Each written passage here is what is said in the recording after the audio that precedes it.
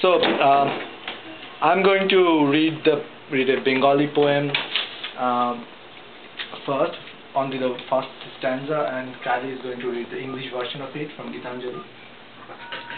So I'm not good at recitation, so Bengali people forgive me.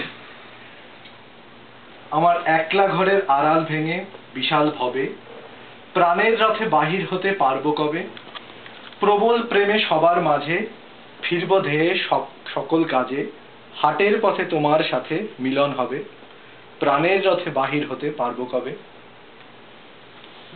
So short. So much prettier in Bengali. I almost don't want to say it in English now, it's just going to be weird. No. Okay. It is the pang of separation that spreads throughout the world and gives birth to shapes innumerable in the infinite skies.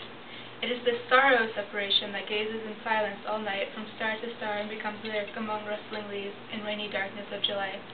It is this overspreading pain that deepens into loves and desires, into sufferings and joys in human homes. And this it is that ever melts and flows in songs through my poet's heart.